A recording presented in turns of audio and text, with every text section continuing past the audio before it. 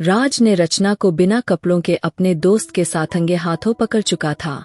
उस दिन रचना को उसने डिवोर्स की धमकी भी दी थी, लेकिन शांति देवी की कसमों ने उसके यह करने से रोक दिया था। अगर वह अपनी कसम ना देती तो वह उस दिन रचना से अपना नाम भी छीन लेता। उसके बाद इमरती देवी ने बहुत कोशिश की कि उनकी सहेली का पोता उनकी नातिन को विदा करवा कर ले जाए, लेकिन राज की नाह में हाँ ना बदली। वह अपने जुबान का इतना पक्का था कि सामने वाले को भी इतना ही खरा मांगता था जो सिर्फ उसका हो और सर से पैर तक उसी का रहे, ना कि औरों के बिस्तर की खूबसूरती बने। रचना उस दिन नशे की हालत में थी और खुद से कंट्रोल खोकर राज के करीबी दोस्तों के साथ अश्लील व्यवस्था में पाई गई थी और राज ने उसे देख लिया था। अब वह चाहकर भी अपना भरोसा पहले जैसा नहीं कर सकता था। रचना के लिए यह सब नॉर्मल बात थी। वह राज से मोहब्बत तो करती थी, उसे पाने का रचना पर भूत सवार था। उसका जिस्म हासिल करना उसका पहला मकसद था, जिसमें वह हर हाल में नाकाम होती जा रही थी, क्योंकि राज उसे अछूत समझता था। इतना ही उसके लिए पागल होती थी और आज उसी नफरत की वजह से रश्मि को अपनाया था। लेकिन धीरे धीरे उसकी नाजुकी को महसूस करता वह नरम पड़ गया था। अपने जिस्म पर राज के दिए गए निशान को महसूस करती। इस बार रश्मि की सिसकियां गूंजी थी, लेकिन उसमें दर्द का असर कम और सुकून ज्यादा दिखाई दे रहा था, जिसे राज महसूस करते और ज्यादा उसके अंदर समाता चला गया था। वह बेहाल हुई थी। एक एहसास राज के रगों में छा गया था। एक ही झटके से वह उसमें समा गया था। रश्मि तड़प कर रह गई थी। अपनी मोहब्बत को और अपनी जवानी को उसके ऊपर बिखेरता चला गया था। राज की नरमी कहीं खो गई थी। अब पूरे कमरे में दोनों की गहरी सांसें, मदहोशी और सिसकियां थी जो उन दोनों के एक होने का पता दे रही थी। उसको अपने ऊपर करते फिर से अपनी मोहब्बतें उस पर नछावर करने लगा। रश्मि को सांस लेने की भी मोहलत नहीं मिल रही थी। राज की जुनूनियत, वह 18 साल की लड़की सहते सहते बिल्कुल पागल हो चुकी थी। लेकिन राज की जुनूनियत खत्म होने का नाम नहीं ले रहा था, बल्कि और बढ़ती जा रही थी। रश्मि ऐसे जल्दीबाजी के शादी में पूरी तरह से खुश नहीं थी, लेकिन वह नाराज भी नहीं थी। राज उसे पहली नजर में ही एक अच्छा इंसान मालूम पड़ा था, बल्कि एक मसीहा लगा था जो चंद्रबाबू जैसे शैतान से उसे बचा सकता था। और यह सब तभी मुमकिन था जब वह खुद को राज के हवाले कर देती। फिर उसके जिस्म की रक्षा वह खुद करता जब उस पर अपनी मोहर लगाता। राज एक लंबी सांस छोड़ता जिसकी पहचान उसका नाम ही था। वह राज था जो उसके पिता और चंद्रबाबू से टक्कर ले सकता था। यही वजह थी कि वह राज के शादीशुदा होने के बावजूद भी उससे शादी कर बैठी थी, जिसे राज ने जल्दी एक्सेप्ट करते उसे अपनी धर्मपत्नी बना लिया था। राज प्लीज आराम से उसकी मोहब्बतों से निढाल होते हुए आंखें नीचे टूटते बिखरते सांसों में बोली, जिस पर राज की मोहब्बतों ने और ज्यादा बढ़ावा किया। वह बिना किसी बनाव श्रृंगार के वह इतनी खूबसूरत लग रही थी कि वह बिना रुके अपना काबू खोते उसकी जान होठों पर लाता, एकदम उसे तसल्ली देता लंबी सांस छोड़ा था। इधर अगर मुझे वह लड़की ना मिली तो तुम्हारी मौत पक्की है। ईश्वर त्यागी, मैं बिल्कुल भी तुम्हारा लिहाज नहीं करूंगा। चंद्रबाबू की आवाज में गुर्राहट थी। वह मिल जाएगी, आपकी ही है। मैं यह वादा करता हूँ, यह त्यागी की जुबान है। चंद्रबाबू को यकीन दिलाते कहा, 24 घंटे के अंदर उसे ढूंढकर मेरे हवाले कर दो। शादी अब बाद में करूंगा, पहले उसके नाजुक जिस्म में अपनी प्यास बिछाऊंगा, उस पर अपनी मोहर लगाऊंगा। चंद्रबाबू के निगाहों में रश्मि का नरम नाजुक खूबसूरती चेहरा घूमा था, जिसने पल में चंद्रबाबू के जज्बातों में आग मचाई थी। मुझे वह लड़की हर हाल में चाहिए, हर हाल में, वरना सबको जलाकर राख कर दूंगा, सब कुछ बर्बाद कर दूंगा। ईश्वर त्यागी, चंद्रबाबू ने ऊंची आवाज में उसे ललकारा तो ईश्वर त्यागी ने अपने होठ पींच लिए। चंद्रबाबू एक बहुत बड़ा स्मगलिंग का सप्लायर था। नई और खूबसूरत लड़कियों की भी खरीदारी करता था। कोई भी नई लड़की आती तो सबसे पहले उस लड़की के साथ चंद्रबाबू एक रात बिताता, उसके बाद उस लड़की को बेच देता। और रश्मि उसे पहली नजर में ही पसंद आ गई थी, इसलिए उसने ईश्वर त्यागी से रश्मि का हाथ मांग लिया। ईश्वर त्यागी उसके हर गलत काम में उसका साथ देता था। बरसों से उसने अपनी रश्मि को छुपा कर रखा था, लेकिन एक दिन चंद्रबाबू की नजर उस पर पड़ी और अपने कर्ज के बदले चंद्रबाबू ने उससे रश्मि की डिमांड करी। वरना जो कर्ज ईश्वर त्यागी ने चंद्रबाबू से लिया था वह उसे वापस करके अपनी बेटी को बचा सकता था। ईश्वर त्यागी ने किसी तरह रश्मि को चंद्रबाबू के साथ शादी करने पर राजी कर लिया था, लेकिन एन टाइम पर शादी वाले दिन ही उसे यह पता चल गया कि उसके पापा जिस आदमी से उसकी शादी कर रहे हैं वह एक अच्छा इंसान नहीं है, वह बहुत बड़ा गुंडा है। इसी वजह से वह शादी वाले दिन ही घर से भाग आई थी और अभी तक कोई भी पता नहीं लगा सका था कि वह कहाँ है। सुबह राज की आंख खुली तो रश्मि को गहरी नींद में पाया। उसके सीने पर सर रख के गहरी नींद में सोई थी। उसके मध्यम सांसें महसूस करती राज के चेहरे पर एक भरपूर मुस्कान ने छुआ था। उसके अंदर की मोहब्बत को सिंचाई मिली थी, लेकिन शायद यह भी थोड़े वक्त के लिए हो। एक बार फिर से उसके अंदर अपनी पत्नी की प्यास जागी थी, जिस पर अपने होठों का निचला किनारा दांतों में दबा गया, क्योंकि सारी रात उसने उसे एक पल के लिए सोने नहीं दिया था और अभी थोड़ी देर पहले ही वह नींद में गई थी। लेकिन एक बार फिर उसके बालों में हाथ चलाता वह उन पर अपने हंठ लगा गया। एक अजीब सी प्यास जागी थी उसके अंदर। रात के मोहब्बत के बाद उसे और ज्यादा बेचैनी हो रही थी, जिसे वह खुद भी समझ नहीं पा रहा था। अचानक से उसे अपने नीचे करते वह फिर से उस पर मोहब्बतें बरसाता चला गया। रश्मि फिर से आनाकानी करती उसे बचने की कोशिश कर रही थी। अपनी गर्दन पर गीला होठ महसूस करते हुए नींद में गहरी सांस भरते बड़ी घबराहट में राज को खुद से दूर झटक गई, जिस पर राज का दिमाग घूमा और अगले ही पल वह उसके ऊपर होता उसकी सांसें रोकने के करीब आ गया था। रश्मि घबराकर आंखें खोलती राज को शर्माती हुई देखने लगी। वह उसकी घनी पलकों को नरमी से छूता, वह उसके होठ पर झुकता उसे पागल कर गया था। एक बार फिर से राज को रात वाले रूप में देखते हुए दिल जान से कांप उठी थी। राज प्लीज, अभी नहीं, मुझे बर्दाश्त नहीं हो रहा। वह आंखों में आंसू लिए बोली, अच्छा अभी दर्द ठीक कर देता हूँ तुम्हारा। उसके जिस्म के हर अंग को धीरे धीरे चूमते और सहलाते उसके नाजुकी को नजरअंदाज करता फिर से अपना जुनून उस पर नछावर करने लगा। रश्मि की आंखों से आंसू बहते तकिए को भिगो रहे थे, जबकि राज अपनी मोहब्बत से उसकी जान फिर से निकालने को तैयार बैठा था। वह उसे सावर के नीचे खड़ा किए खुद ही उसे नहला रहा था, जबकि वह बच्चों की तरह उससे आनाकानी कर रही थी, जो उसे बहुत बेशर्म और ढीठ दिखाई दे रहा था। अरे अब क्यों रो रही हो? अब तो कुछ नहीं किया मैंने। वह सावर बंद करते उसे बाट टप में पटकते प्यार भरी शब्दों में बोला, आप बहुत जालिम हैं। वह आंसू पोंछते बोली, एक ही रात में तुमने मेरा बुरा हाल कर दिया। वह आईब्रो ऊपर करते उसे बाहों में भरते बाहर लाया और ड्रेसिंग रूम में बिठाते टॉवल से उसका बाल सूखा करने लगा। वह उसे बिल्कुल बच्चों की तरह ट्रीट कर रहा था। टॉवल सर पर रखे वह उसके माथे तक लाया हुआ था।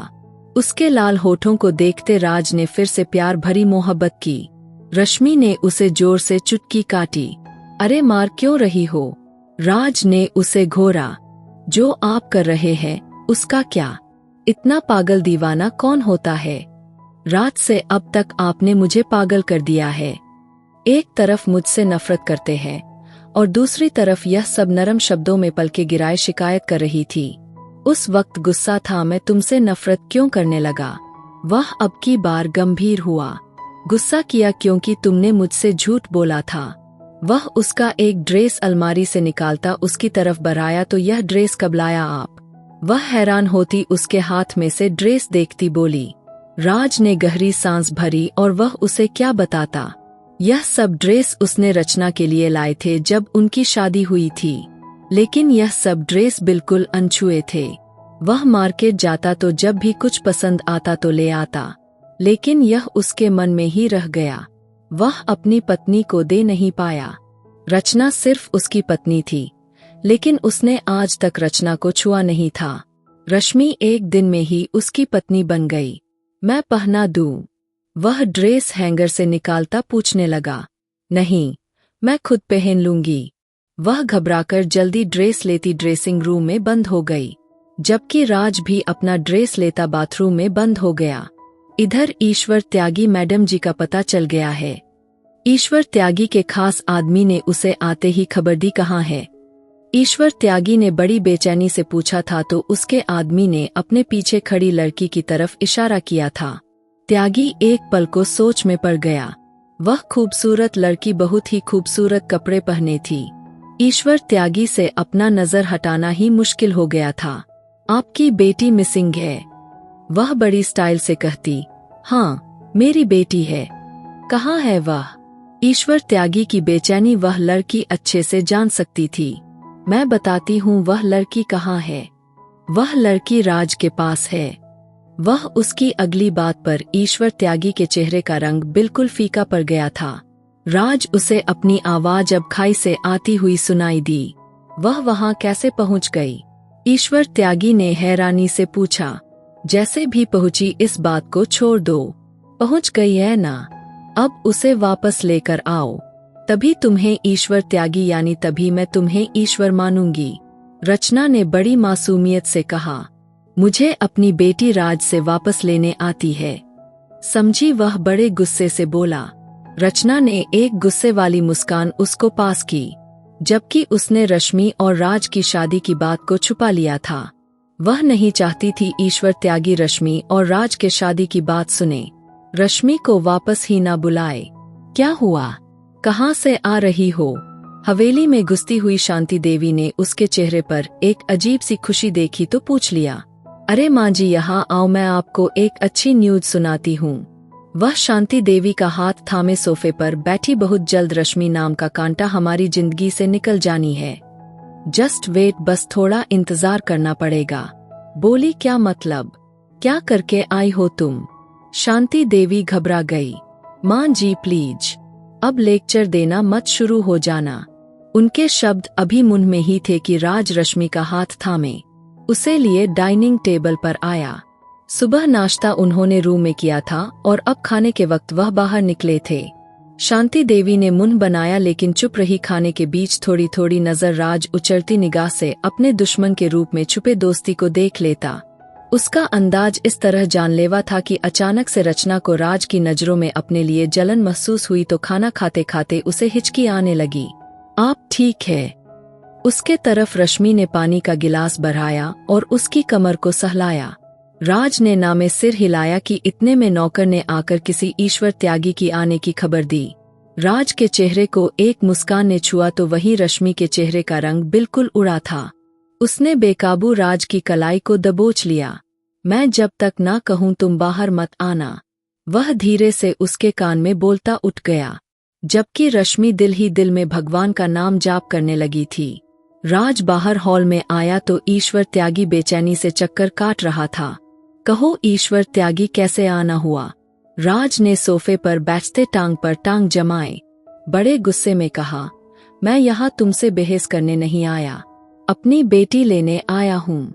मेरी बेटी को बुलाओ अभी के अभी। ईश्वर त्यागी गुस्से से चिल्लाया था। आवाज नीचे रखकर बात करो। ईश्वर त्यागी, यह तुम्हारा घर नहीं, मेरा घर है, राज का घर।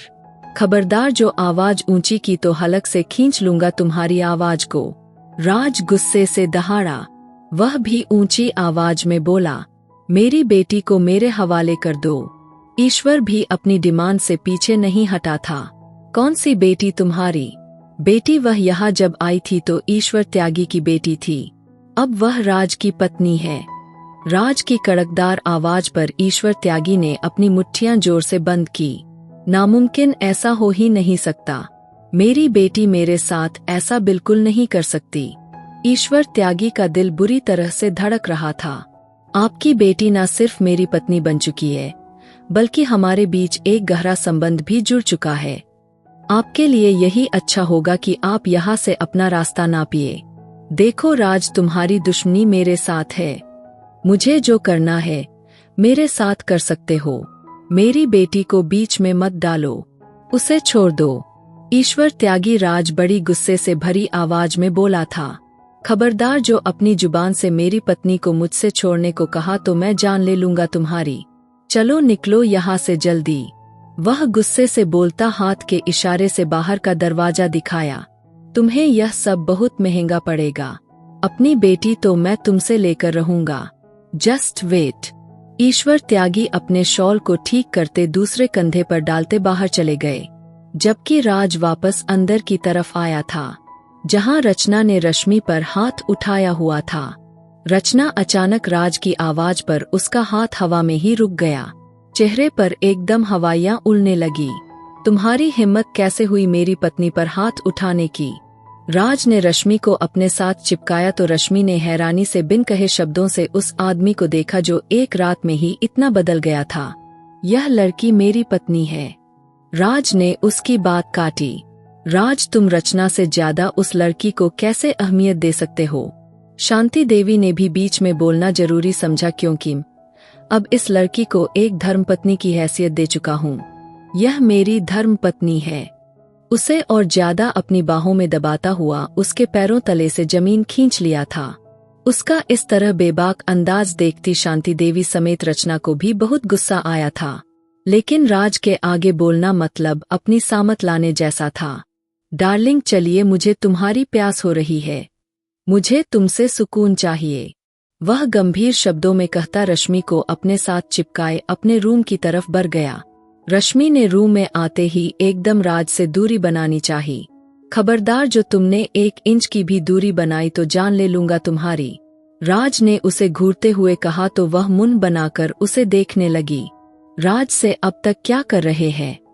जान हथेली पर तो लाई हुई है मेरी, वह रूठे अंदाज में बोली, जबकि वह उसकी बात पर राज को घूर कर देखा। बेशर्म राज। वह अपने होठों से बड़बड़ाती राज की तरफ मुंह हटाती दूसरी तरफ फेर गई। राज ने उसकी कमर को फिर से दबोचा, उसको खींचकर अपने पास किया तो वह बिन कटी डाल की तरह उससे जा लगी। राज, उसने नरम शब्दों में पुकारा। राज की जान व उसके चेहरे पर झुकता उसे मोहब्बत में बुलाया था। उसकी कान की लो चूम लिया था। रश्मि की आंखों में हैरानी थी। क्या मैं आपकी जान हो सकती हूँ? वह कुछ पल के बाद राज ने अपने सीने में भी रात के मोहब्बत करने के बाद यह सवाल करने की गुंजाइश बनती है क्या? वह उसका मूड फिर से चेंज होने लगा। राज, पापा आए थे। क्या कहा उन्होंने? उन्हें कैसे पता चला कि मैं यहाँ हूँ? उसका ध्यान बटाने की कोशिश करने लगी। उसकी उस कोशिश पर राज के चेहरे को धीमी मुस्कान ने छुआ, साथ ही उसके होठों पर ताला लग गया। एक ही रात में तुमने मुझे अपना दीवाना बना लिया है। मैं सच कह रहा हूँ, अगर थोड़ी सी और ज्यादा दूरी बनाई तो तुम्हें कच्चा चबा जाऊंगा। वह उसे लिए फिर अपने बिस्तर पर आया। रश्मि की सांसें फिर से अटकने लगी। प्लीज, डरते डरते राज को रोकना चाहा, जो अपनी शर्ट फिर से उतारता उसके ब्लाउज का हुक खोल चुका था। मुझे रोकने की हल्की सी भी हिम्मत की तो तुम्हें महंगी पड़ेगी राज की जान। राज ने उस पर फिर से मोहब्बतों की बरसात की। रश्मि के साथ इसके समंदर में गोते लगाता। राज, आपको सहन करना इतना आसान नहीं। वह मैं धीमे से बोली, जानता हूँ, और राज को सिर्फ रश्मि ही सहन कर सकती है। एक ही झटके पर वह उसके ब्लाउज को दूर फेंकता। उसकी धड़कनों में मुंह छुपा लिया था। रश्मि की सांस गहरी हुई थी। तभी दरवाजा खुला और रचना अंदर दाखिल हुई, लेकिन अंदर का जो मंजर उसने देखा उसकी आंखों में खून उतरने लगा। चेहरे पर शर्म हया की लाली बिखर गई, जबकि राज ने गर्दन फेरकर एक नजर उसे देखते दांत पर दांत जमाए गुस्से से उसे देखने लगा, जैसे कह रहा हो दफा हो जाओ यहाँ से। अर्चना की आंखों में रेरों आंसू झिलमिला उठे थे। इतनी चाहत थी उसे राज की बाहों में ऐसे झूलने की, और उसने एक रात भी अपनी बाहों में ना भरने दिया। उस लड़की को अपनी पत्नी बनाकर सारी मोहब्बतें उस पर न्योछावर कर रहा था। रश्मि रचना को यूं सामने देखती बुरी तरह से मचली थी, लेकिन राज ने उस पर अपना सारा वजन डालते उसका झपटना रोका था। रचना बेशर्म की तरह अब भी वहीं खड़ी थी। तुमने अच्छा नहीं किया राज, तुमने मेरा हक किसी और को दिया। मैं तुम्हें कभी माफ नहीं करूंगी। दफा हो जाओ मेरे कमरे से। राज हलक के बल चिल्लाया था। रश्मि भी बुरी तरह से शर्माते अपने जिस्म को छुपाने की कोशिश कर रही थी। वह दूसरी तरफ रचना बुरी तरह से थरथर कांपने लग गई थी। राज की आंखों में वार्निंग देख रही थी। रचना एक नजर रश्मि को देखती बाहर निकल गई। राज ने उठते हुए दरवाजा लॉक किया। वापस रश्मि तक आते कमरे की लाइट भी ऑफ कर गया। जबकि विंडो की रोशनी अंदर आ रही थी, जिसमें से वह ज्यादा तो ना सही लेकिन एक दूसरे को बखूबी देख सकते थे। अपने आप को हर पर्दे से आजाद करता, वह एक बार फिर से रश्मि पर अपना मोहब्बत लुटाया था। रश्मि ने अपना सांस रोक लिया। रात भी उसका जुनून सहते सहते सुबह भी उसने अपनी मर्जी चलाई और अब भी फिर से थकन से चूर उसका जिस्म अब टूटने वाला हो गया था। लेकिन राज के अंदर की एनर्जी कम नहीं हो रही थी बल्कि पहले से ज्यादा बढ़ती जा रही थी। इस बार रश्मि की चीख निकलवाएगा। कमरे में धीरे धीरे उससे बातें करने लगा। वह उसे मोहब्बत से सीने में भी उस पर अपनी जुनूनियत दिखाता उसे मदहोश करने लगा। जबकि रश्मि का तो हाल था कि अब बस ना जाने कौन सी चक्की का आटा खाते हैं जो इतनी ताकत है और सारी मुझ पर उतार दी है। दिल ही दिल में सोचते वह राज के दिए हर जहर को अपने जिस्म पर महसूस कर रही थी। राज उसकी जिंदगी में एक हवा के झोंके की तरह साबित हुआ था, जिसने सब उलट पुलट कर रख दिया था। लेकिन वह फिर भी तसल्ली में थी क्योंकि उसे छूने वाला पहला और आखिरी आदमी राज ही था। चंद्रबाबू तक जैसे ही यह खबर पहुंची, वह गुस्से से पागल हो गया। राज की पहुंच से वह भी डर रहा था, इसलिए बुरी तरह से गुस्सा करता गया। जानता था बस उस लड़की को वहां से निकालना नामुमकिन हो गया। उस लड़की की खूबसूरती उसे और ज्यादा बेचैन कर रही थी। ईश्वर त्यागी, यह सब ठीक नहीं हुआ। मुझे वह नाजुक सी लड़की अपने बिस्तर पर चाहिए थी और तुम मुझे बता रहे हो कि राज ने उससे शादी कर ली है। कैसे बर्दाश्त करूं? पहला हक तो मेरा था ना, वह चिल्लाया। तभी नौकरानी ने एक लड़की की आने की खबर दी। ईश्वर त्यागी ने चंद्रबाबू को एक नजर देखा और उस लड़की को अंदर लाने को कहा।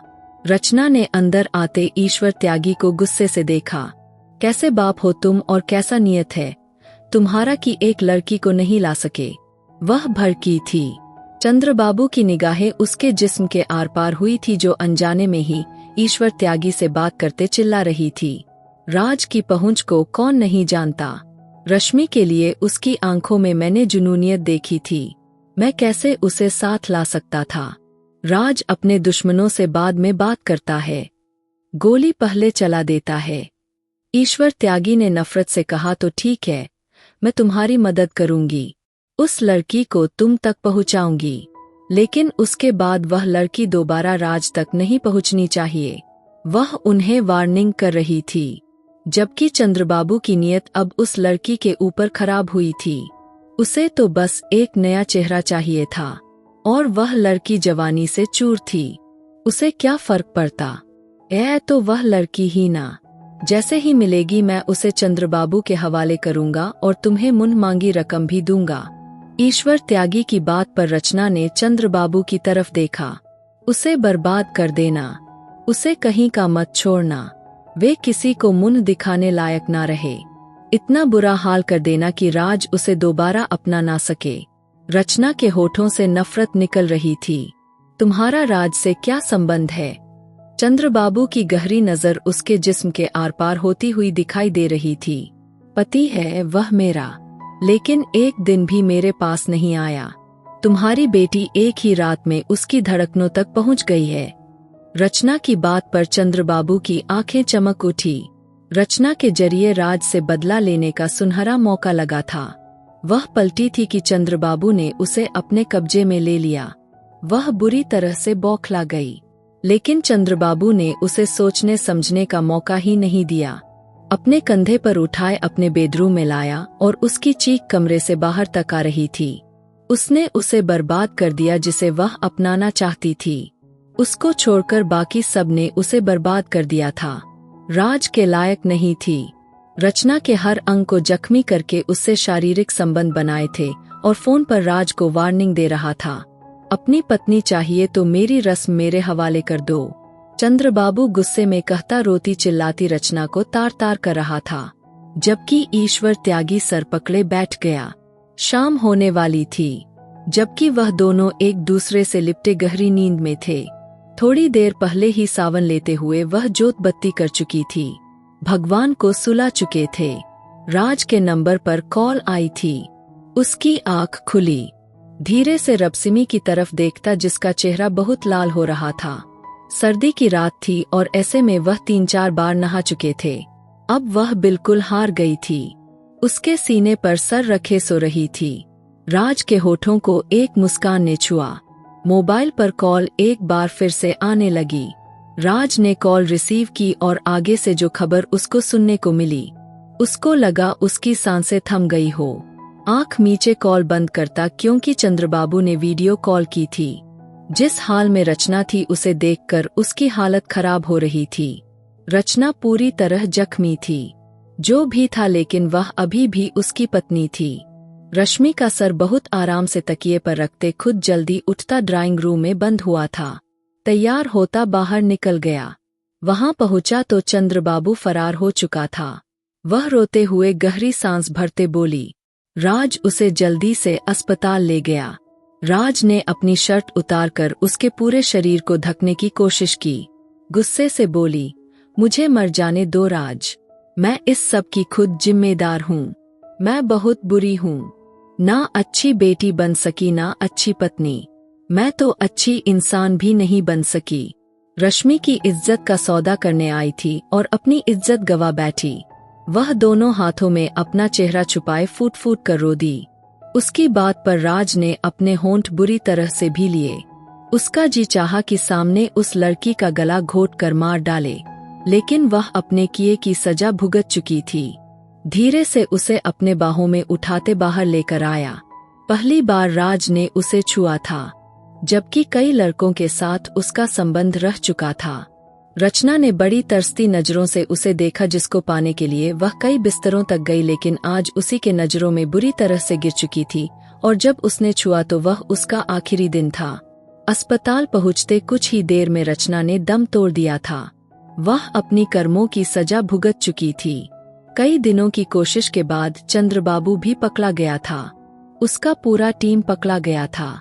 चंद्रबाबू जेल में था और उसको फांसी की सजा सुनाई गई थी। ईश्वर त्यागी ने राज के पास आते उसे माफी मांगी। वह चंद्रबाबू का कर्जदार था, इसलिए उसने यह सब किया था। लेकिन उन्हें खुशी थी कि उनकी बेटी एक सुरक्षित हाथों में पहुंच चुकी थी, जो उसकी रक्षा करना अच्छे से जानता था। रश्मि ने राज की तरफ देखा, जैसे परमिशन मांग रही हो कि वह बाप के गले लग जाए। राज ने उसे घूरा था। उसका अपने सामने किसी और को अहमियत देना भी राज को चुभता था। आप मेरे सगे पिता है, लेकिन कभी मुझे सौतेलेपन का एहसास नहीं होने दिया, सिवाय उन पलों में जब चंद्रबाबू से शादी करने वाले थे। बहुत अकेलापन महसूस किया था मैंने। तब रश्मि की आंखें भीग गई थी तो ईश्वर त्यागी ने उससे माफी मांगी। वे जा चुके थे। रश्मि ने बड़ी आस भरी नजरों से एक सवाल किया, आखिर तुम अपनी पहली पत्नी से इतनी नफरत क्यों करते थे? और जब नफरत करते थे तो फिर शादी क्यों की थी? उसकी दादी की सहेली की नाती थी। इन दोनों की शादी बचपन में ही तय हो गई थी। राज विदेश चला गया था। उस समय इन दोनों के बीच कोई बातचीत नहीं थी। जब राज विदेश से लौटा तब रचना उसे देखकर बहुत खुश हुई थी। रचना और राज का स्टेटस बिल्कुल सेम ही था। रचना शुरू से ही बिगड़े लड़की थी। वह शादी से पहले ही राज के साथ वह सब कुछ कर लेना चाहती थी, लेकिन राज अपना संस्कार नहीं भूला था। वह यह सब नहीं चाहता था। शादी के बाद ही रचना से वह सब कुछ कर सकता था, लेकिन रचना ने बहुत जल्दबाजी की और एक पार्टी का कहकर राज को उसमें बुलाया गया था। उस वक्त रश्मि बिल्कुल नशे में धुत थी। राज के दोस्तों के साथ ही राज को वह बिन कपड़ों के मिली थी। राज के पैरों तले से जमीन निकली थी। शादी को सिर्फ एक हफ्ता बाकी था। हर जगह शादी की शोर थी। ऐसे में शांति देवी ने उसको अपनी कसम देकर रचना से शादी करने पर मजबूर किया और उसने मजबूरी में आकर रचना से शादी की। यह कहते राज उसके तरफ बढ़ा। उसकी आंखों में आंसू थे।